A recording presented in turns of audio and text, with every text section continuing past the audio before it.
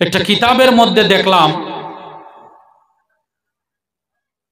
এক সময় কয়েক জাক ফেরেশতারা একত্রিত হইয়া আল্লাহ রব্বুল আলামিনের সম্মুখে গিয়ে দাঁড়াইলেন। জুড়ে বলি সুবহানাল্লাহ। ফেরেশতারা তাদের মাথা তাদের মস্তককে নিচের দিকে দিয়ে দাঁড়াইয়া বললেন, ও রব্বুল আলামিন, একটা প্রশ্ন করতে চাই। আল্লাহ রব্বুল আলামিন বললেন, ফেরেশতারা রে,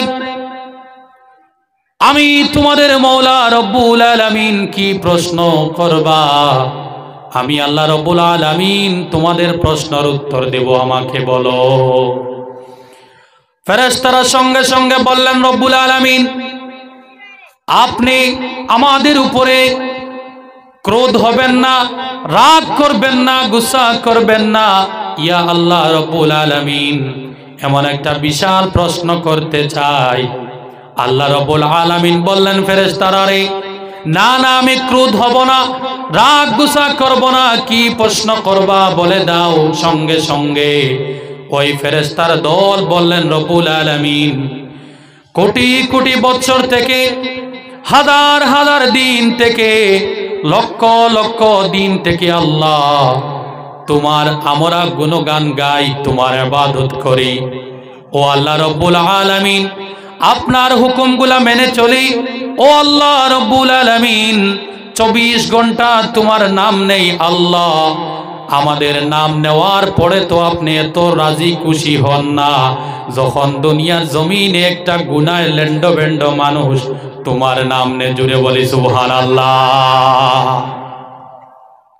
ফেরেশতারা বললেন, মালিক, আমাদের তো আপনার অনেক নাম নেই, 24 ঘন্টা আপনার নাম নেই মালিক, কিন্তু যখন একটা গুনাওড়া মানুষ আপনার নাম নেই, আপনি এত বেশি খুশি হন, তার কারণটা কি? আল্লাহ রাব্বুল আলামিন বললেন, মায়ার ফেরেশতারা রে, এই গুনাহগাররা তার জীবনের মধ্যে যদি সে হাজার হাজার বছরের গুনাহ নিয়া, লক্ষ দিনের গুনাহ নিয়া যদি আমি মালিক রব্বুল আলামিনের দরবারে সে যদি একবার আল্লাহ বলে ডাক দেরে, মায়ার ফেরেশতা, তোমরা কোটি কোটি ফেরেশতা মিলিয়া আমার আল্লাহর 24 ঘন্টা নাম নেওয়ার চাইতে ওই আমার গোলামের নাম নেওয়ার প্রেমে পড়িয়া যায়। জোরে বলি সুবহানাল্লাহ। খেয়াল করছেন আল্লাহর কত ভালোবাসা, ঠিক কিনা? যাক আমার প্রিয় ভাইরা, কোরআন আল কারীম থেকে আমি যে আয়াতে কারিমা তেলাওয়াত করলাম, রব্বুল আলামিন কোরআনের মধ্যে বললেন, ইয়া আইয়ুহাল্লাযীনা আমানুযকুরুল্লাহ। ও ঈমানদারেরা, আমি আল্লাহ রব্বুল আলামিন তোমাদেরকে ভালোবাসি, তোমরাও আমি আল্লাহকে ভালোবাসো। তারার নাম হলো ঈমানদার। ঈমানদার বনা বড় কঠিন ব্যাপার। আপনাদের সম্মুখে আমি ফ্যাক্টগুলা সম্পর্কে সামান্য আলোচনা করব। ঈমানদার কি আল্লাহ রব্বুল আলামিন বললেন তোমরা জিকির করো, তার মানে হলো আল্লাহর জিকির করতে হলে আপনার আমার দিলের মধ্যে সর্বপ্রথম ঈমান তারে জাগা দেওয়া দরকার, আছে না নাই? আছে না নাই? এবারে দেখেন আমার প্রিয় ভাইরা, আপনারা যে কানের মধ্যে বসে আছেন, সর্বপ্রথম এই নিয়তটা করেন, রব্বুল আলামিন তোমার ভালোবাসা পাওয়ার জন্য, তোমার কালামুল্লাহ থেকে, তোমার প্রিয়ারা হাবিবের হাদিস মোবারক থেকে হাদিসগুলা শোনার জন্য, ওইগুলা শুনিয়া জীবনের মধ্যে কাজে লাগানোর জন্য আল্লাহ আমরা বসেছি, তুমি আমাদের বসাকে কবুল করে নাও। আমার বিশ্বাস, ও আমার যুবক ভাইরা, যদি এই নিয়ত করে বসতে পারো, আল্লাহ রাব্বুল আলামিন এই যে তার কোরআনের মাহফিল থেকে আপনার জীবনের तमाम গুনাহকে মাফ করিয়া মাসুম বানাইয়া মাহফিল থেকে বাইর করবে। জোরে বলে সুবহানাল্লাহ। মাহফিলের মধ্যে বসে আছেন, এবারে আপনারা নিয়তের দরকার আছে, কিন্তু বর্তমানে ও যুবক ভাইরা দেখা যায় অনেক সময় আমার যুবক ভাইরা মাহফিলের মধ্যে আসে না, ওয়াজের নামে তারা তাদের সময়গুলা বড়ার চটপটি দোকানের মধ্যে কাটিয়ে দেয়। উলামায়ে কেরাম মাহফিলের মধ্যে এসে আল্লাহর কোরআন আল করিম থেকে আলোচনা করেন, কিন্তু আমার যুবক ভাইরা তাদের সময়টিকে তারা রাস্তার কিনারে ওই ওয়াজের বাজারের মধ্যে দাঁড়াইয়া কাটিয়ে দেয়। ঠিক কিনা? জি, আমি খুব বাস্তব নিয়ে কথা বলতে চাই। এইগুলা থেকে নিজেকে আলোক করতে হবে। সিহাসিত্তার বর্ণনা হুজুরকে সাক্ষী রেখে একটা হাদিস শরীফ শোনাই। আল্লাহ রাসূল সাল্লাল্লাহু আলাইহি সাল্লাম বললেন, ও মায়ের সাহাবেরা, তোমাদেরকে আমি কিয়ামতের ভয়ঙ্কর একটা কিয়ামতের আলামত সম্পর্কে বলতে চাই। একটা হাদিসের মধ্যে দেখলাম সাহাবারা বললেন, ইয়া রাসূলুল্লাহ, ইয়া হাবিবাল্লাহ, কিয়ামতের আলামত সম্পর্কে বলেন তো শুনি। ওই সময় আল্লাহ রাসূল সাল্লাল্লাহু আলাইহি সাল্লাম বললেন, ও মায়ের সাহাবারা, আখেরি জামানার মধ্যে এমন এক সময় আসবে যে সময়ের মধ্যে কোরআনের মাহফিল করা হবে, কোরআনের আওয়াজ মানুষের কানের মধ্যে যাইবে, কিন্তু ওই মানুষেরা কোরআনের আওয়াজ পাইয়া কোরআনকে বুঝার জন্য চেষ্টা করবে না। জুড়ে বলি নাউজুবিল্লাহ। এর থেকে প্রমাণ পাওয়া গেল বর্তমানে কিয়ামতের আলামত আরম্ভ হইয়া গিয়েছে। জায়গায় জায়গায় কোরআনের মাহফিল হয়, বিভিন্ন গ্রামে গঞ্জে কোরআনের মাহফিল হয়, কিন্তু আমার যুবক ভাইরা সামান্য দুনিয়ার মোহ মায়ার মধ্যে পড়িয়া আল্লাহর কোরআনের মাহফিলের মধ্যে আসতে চাই না। যুবক ভাইরা রে, শুনো শুনো শুনো, এই যে তোমার বডির মধ্যে জোয়ান কি যে দেখতে পাচ্ছ, ওই বডিটি তোমার একদিন ক্ষয় হইয়া যাইবা। একদিন তুমি আল্লাহর দরবারে গিয়ে আপনার জীবনের এক একটা হিসাবকে আপনি ক্লিয়ার করতে হবে। কি হবে না? যে এর জন্য কোরআনকে বুঝিয়া জীবনটিকে চালাইতে হইবে কি হইবে না? এর জন্য হালাল ও হারামকে পৃথক করিয়া জীবনটিকে চালাইতে হইবে কি হইবে না? আমার মুসলমান ভাইরা শুনেন, আমি জাস্ট ইমানদারদের সামান্য একটু আলোচনা করলাম। তারপরে আল্লাহ রাব্বুল আলামিন বললেন, ও আমার যুবক ভাইরা শুনে যাও, আপনাদের কাজে লাগবে। আল্লাহ রাব্বুল আলামিন বললেন, ইয়া আইয়ুহাল্লাযীনা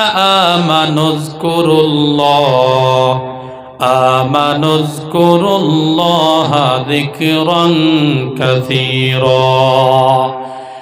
এ দুনিয়ার ইমানদারেরা, ইমানদার কারা? যারা আমি আল্লাহকে ভালোবাসে আর আমি আল্লাহ যাদেরকে ভালোবাসি তাদের নাম হলো ইমানদার। ওই ইমানদারকে আল্লাহ রাব্বুল আলামিন বললেন, তোমরা আমি আল্লাহর জিকির করো, কাসীরা, বেশি বেশি জিকির করো। এই আয়াতে কারিমার তাফসীরের মধ্যে দেখলাম আল্লাহর জিকির কিভাবে হইবে।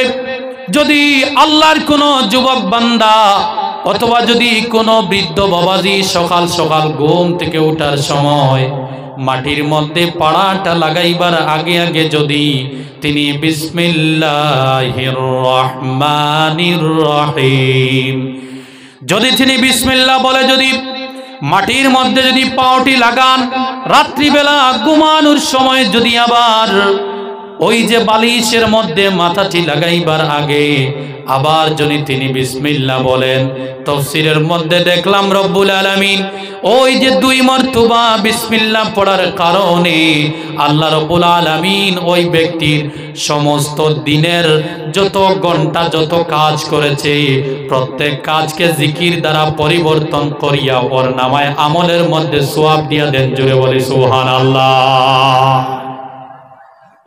বিসমিল্লাহর মধ্যে কার জিকির? আল্লাহর জিকির। বিসমিল্লাহর মধ্যে পাওয়ার আছে আমার প্রিয় ভাইরা শুনেন। কোরআন শরীফের বর্ণনা, এই দুনিয়ার জমিনে আল্লাহ রাব্বুল আলামিন একজন পয়গম্বর দিয়েছিলেন যার নাম হলো হযরতে মূসা কালিমুল্লাহ আলাইহিস সালাতু ওয়াস সালাম। মূসা আলাইহিস সালাতু ওয়াস সালামকে কোরআনের বর্ণনা আল্লাহ রাব্বুল আলামিন বললেন মুসা রে তোমার হাতের মধ্যে কি? মুসা আলাইহিস সালাতু ওয়াস সালাম বললেন রব্বুল আলামিন আমার হাতের মধ্যে সামান্য একটা ডান্ডা, একটা লাঠি, যে লাঠি দিয়ে আমি বকরিগুলা চড়াই। আল্লাহ বললেন এরে মুসা এটা সাধারণ লাঠি নয়, এই লাঠিকে তুমি জমিনের মধ্যে ছেড়ে দাও। জমিনের মধ্যে ছাড়লেন, ছাড়ার সঙ্গে সঙ্গে হযরতে মুসা আলাইহিস সালাতু ওয়াস সালামের লাঠিটি সাপ হইয়া দাঁড়াইয়া গেল। আমার প্রিয় ভাইরা শুনেন, ওই লাঠির মধ্যে আল্লাহ রাব্বুল আলামিন বললেন মুসা তোমাকে একটা মন্ত্র শিখাইয়া দেই। রে মুসা তোমাকে একটা মন্ত্র শিখাইতে চাই। মুসা বললেন রব্বুল আলামিন কি মন্ত্র? আল্লাহ রাব্বুল আলামিন বললেন ও মুসা আলাইহিস সালাতু ওয়াস সালাম এই লাঠির মধ্যে তুমি লিখে নাও, আমার সাথে পড়েন বিসমিল্লাহির রহমানির রহিম। মুসা আলাইহিস সালামের লাঠির মধ্যে কি লেখা ছিল? বিসমিল্লাহ ছিল। আমরা তো বিসমিল্লাহকে সাধারণ মনে করি। বিসমিল্লাহির রহমানির রহিমের পাওয়ারের কারণে মুসা আলাইহিস সালাতু ওয়াস সালাম ফিরাউনদের দলের জাদুঘরের সম্মুখীন হতে পেরেছেন আল্লাহর জিকিরের কারণে। এবার দেখেন মুসা আলাইহিস সালাতু ওয়াস সালাম দুনিয়া থেকে চলে যাওয়ার সময় মুসার সাথে বিসমিল্লাহ চলে গিয়েছে। এই বিসমিল্লাহ শরীফ আল্লাহ রাব্বুল আলামিন হযরতে আদম আলাইহিস সালাতু ওয়াস সালামকে দান করেছিলেন। হযরতে আদম আলাইহিস সালাতু ওয়াস সালাম ছেলে সন্তান মেয়ে সন্তান দুনিয়ার জমিনে জন্ম নেওয়ার পরে আদম আলাইহিস সালাতু ওয়াস সালাম উনার ছেলে মেয়েদেরকে যখন অসুস্থ হইয়া যাইতা ওই সময় আদম আলাইহিস সালাতু ওয়াস সালাম বিসমিল্লাহ নামক আল্লাহর জিকির দিয়া তার সন্তানদেরকে ফু দিয়া দিতেন। জোরে বলি সুবহানাল্লাহ। আমি বললাম না জিকিরের কথা বলবো একটা জিনিস, এই যে বিসমিল্লাহির রহমানির রহিম আল্লাহ রাব্বুল আলামিন এই দুনিয়ার জমিনে দিয়েছিলেন হযরতে সুলাইমান আলাইহিস সালাতু ওয়াস সালামকে। এই দুনিয়ার জমিনে এমন একজন পয়গম্বর ছিলেন যে সুলাইমান আলাইহিস সালাতু ওয়াস সালাম দুনিয়ার জমিনে তার কোনো সুয়ারির দরকার পড়তো না চলাফেরা করার জন্য। হযরতে সুলাইমান আলাইহিস সালাতু ওয়াস সালামের গাড়ি ঘোড়ার দরকার পড়তো না দুনিয়ার জমিনের মধ্যে চলাফেরা করার জন্য আল্লাহ রাব্বুল আলামিন হযরতে সুলাইমান আলাইহিস সালাতু ওয়াস সালামকে একটা আঙ্গুটি মোবারকের কথা বলেছিলেন। আর ওই আঙ্গুটির ভিতরে আল্লাহ রাব্বুল আলামিন হযরতে সুলাইমানকে বললেন হে সুলাইমান তুমি যদি পাওয়ার নিতে চাও, পাওয়ারওয়ালা যদি হইয়া দুনিয়ার জমিনে রাজ করতে চাও, তাইলে রে সুলাইমান আমি তোমাকে একটা আমার ইসমে জাত শিখাইয়া দেই, জিকির শিখাইয়া দেই। বললেন রব্বুল আলামিন বলে দাও। আল্লাহ রব্বুল আলামিন বললেন রে সুলাইমান আলাইহিস সালাতু ওয়াস সালাম তোমার আঙ্গুটির ভিতরে তুমি লিখে নাও, আমার সাথে পড়েন বিসমিল্লাহির রহমানির রহিম। এই বিসমিল্লাহ রাখিয়া আমরা একদিকে, ঠিক কিনা? আচ্ছা, বাড়ির মধ্যে বাচ্চাদের হাঁফানি বেমার হয় কি হয় না? জি, হাঁফানি বেমার হয় কি হয় না? বাচ্চাদের যদি বাড়ি ঘরের মধ্যে যদি হাঁফানি বেমার হয়, আমার মা বোনেরা শুনে নাও, জেনে রাখো, যে বাচ্চার হাঁফানি বেমার হয় ছোট থাকার সময়, ওই বাচ্চাকে আপনি 60টা কচু নিয়া ওই কচুর মধ্যে বিসমিল্লাহির রহমানির রহিম 47 বার পড়িয়া ফু দিয়া ওই বাচ্চার তুমি বুক থেকে পেটের দিকে মুছিয়া দিও। আল্লাহ রাব্বুল আলামিন ওই বাচ্চার হাঁফানি রোগকে সুস্থ করে দেবেন। জোরে বলি সুবহানাল্লাহ। তাইলে আমার মুরব্বী যুব সমাজ বাবারা, আমরা সবাই বিসমিল্লাহর জিকির প্রত্যেক কাজের শুরুতে করব কি করব না? কোন কাজের শুরুতে? যে কাজ হালাল, যে কাজ হালাল। এবার যদি সুদ দেওয়ার শুরুতে যদি আমরা বিসমিল্লাহ যদি বলি, তাইলে কাজে আসবে? কথা বলেন, কাজে আসবে? কাজে আসবে না। এর জন্য আমরা সুদ দেওয়ার শুরুতে বিসমিল্লাহ বলবো না, হারাম কাজের শুরুতে আমরা বিসমিল্লাহ বলবো না, ঠিক কিনা? এবারে যদি আপনারা যদি হারাম কাজের শুরুতে যদি বিসমিল্লাহ বলা যদি আরম্ভ করেন, তাইলে এই বিসমিল্লাহ তো আপনার কাজের মধ্যে আসবে, কাজের মধ্যে আসবে না। আমার মুসলমান ভাইরা, এই জমিনের মধ্যে যে কাজ আরম্ভ করতে যাইবেন, ভালো কাজ, ঘর থেকে বাইর হওয়ার সময় বিসমিল্লাহ বলে দাও। আল্লাহ রব্বুল আলামিন তোমার জন্য রহমতের 70 জন ফেরেশতা নাজিল করবেন, তারা সবাই আপনার জন্য রহমতের দোয়া করতে থাকেন। জোরে বলে সুবহানাল্লাহ। একবার বিসমিল্লাহ পড়ে আপনি ঘর থেকে বাইর হইয়া যাও। চলেন, এই কথা শেষ। এবারে আমি আপনাদের সম্মুখে হাদিস মোবারক থেকে একটা হাদিস মোবারক আমি তেলাওয়াত করেছি। আল্লাহ রাসূল সাল্লাল্লাহু আলাইহি সাল্লাম বললেন, ইন্না আহাব্বাল কালামি ইলাল্লাহ সুবহানাল্লাহি ওয়া বিহামদিহি। আল্লাহ রাসূল সাল্লাল্লাহু আলাইহি সাল্লাম এক মর্তবা সাহাবাদেরকে বললেন, মায়ার সাহাবারা, আলা উখবিরুকা বি আহাব্বিল কালামি ইলাল্লাহ, ও মায়ার সাহাবারা, তোমরা জানোনি আল্লাহর কাছে ভালোবাসার সবচাইতে মজার ডিয়ারেস্ট কালাম কোনটি? আল্লাহ রাব্বুল আলামিনের কাছে মহব্বতের জিকির কোনটি? সাহাবারা বললেন, ইয়া রাসূলুল্লাহ, আপনি এবং আল্লাহ ছাড়া আমরা তো জানি না। ওই সময় আল্লাহ রাসূল সাল্লাল্লাহু আলাইহি সাল্লাম বললেন, মায়ার সাহাবারা, ইন্না আহাব্বাল কালামে ইলাল্লাহ সুবহানাল্লাহি ওয়া বিহামদিহি। ও মায়ার সাহাবারা, বেশক আমি আল্লাহ আর বেশক আমি রাসূল বলে দিচ্ছি, শুনে নাও, আমার আল্লাহর কাছে সবচাইতে মহব্বতের যে জিকির, সেই জিকিরের নাম হলো সুবহানাল্লাহি ওয়া বিহামদিহি। জুড়ে বলে সুবহানাল্লাহ। ও মুসলমান ভাইরা, কিতাবের মধ্যে দেখেছি আল্লাহ রাসূল সাল্লাল্লাহু আলাইহি সাল্লাম বললেন, আফদালুদ দুআ আলহামদুলিল্লাহ। এই দুনিয়ার জমিনে সব চাইতে ভালো যে দোয়া, সেই দোয়াটির নাম হলো আলহামদুলিল্লাহ। আমি আলহামদুলিল্লাহ জিকিরের কথাও দেখেছি, সুবহানাল্লাহি ওয়া বিহামদিহি এই জিকিরের কথাও দেখেছি, দেখতে পারলাম। কিতাবের মধ্যে লেখেন, আল্লাহ রাসূল সাল্লাল্লাহু আলাইহি সাল্লাম যখন মেরাজ শরীফ গিয়েছিলেন, যাওয়ার পরে সর্বশেষ আকাশের মধ্যে দেখা হইয়াছিল হযরতে ইব্রাহিম আলাইহিস সালাতু ওয়াস সালামের সাথে। ইব্রাহিম আলাইহিস সালাতু ওয়াস সালাম আল্লাহ রাসূলকে একটা জিকিরের কথা বলেছিলেন। জোরে বলে সুবহানাল্লাহ। আল্লাহ রাসূল সাল্লাল্লাহু আলাইহি সাল্লামকে একটা জিকিরের কথা বললেন। ইয়া রাসূলুল্লাহ সাল্লাল্লাহু আলাইহি ওয়াসাল্লাম, বেহেশতের মধ্যে আমি দেখেছি অনেক জায়গা খালি রহিয়াছে, ফাঁকা রহিয়াছে। ওগো আল্লাহর পয়গম্বর, আপনার উম্মতদের কি আপনি জমিনের মধ্যে যাওয়ার পরে আপনার মায়ার উম্মতদেরকে বলে দিও, তারা যেন বেশি বেশি করে সুবহানাল্লাহি ওয়া বিহামদিহি এই জিকিরটা করে, আর যেন তারা সবাই আলহামদুলিল্লাহ বলে, তারা যেন দোয়া করে।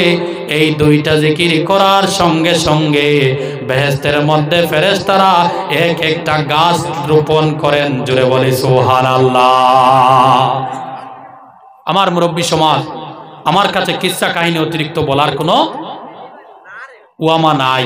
আমি যা বলতেছি কিতাব থেকে বলতেছি। আমি চেষ্টা করি সব সময় একটা টপিক, একটা বিষয়ের উপরে কথা বলা। আমাকে যদি সামান্য পারমিশন দাও, আমার যুব সমাজের সম্পর্কে সামান্য কথা বলতে চাই। যে আমার যুব সমাজ, আপনাদের সম্পর্কে আমি সামান্য কথা বলতে চাই। যুবক ভাইরা শুনেন, আপনারা সবাই এই দুনিয়ার জমিনে নিজের জওয়ানকে পাইয়া, নিজের জওয়ানকে যৌবনকে পাইয়া আল্লাহর রাস্তাকে বলিয়া, যুবক ভাইরা আপনারা সবাই, আমরা সবাই মোবাইল অ্যান্ড্রয়েড ফোনের রাস্তাকে জীবনের আমাদের রুটিন বানাইয়া নিয়েছি, ঠিক কিনা?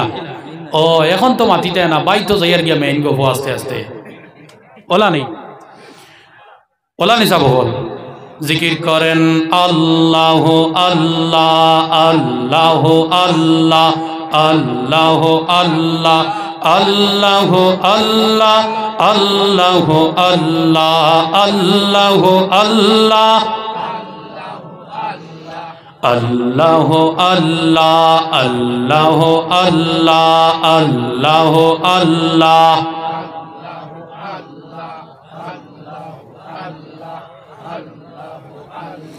লা ইলাহা ইল্লাল্লাহ মুহাম্মাদুর রাসূলুল্লাহ সাল্লাল্লাহু আলাইহি ওয়াসাল্লাম।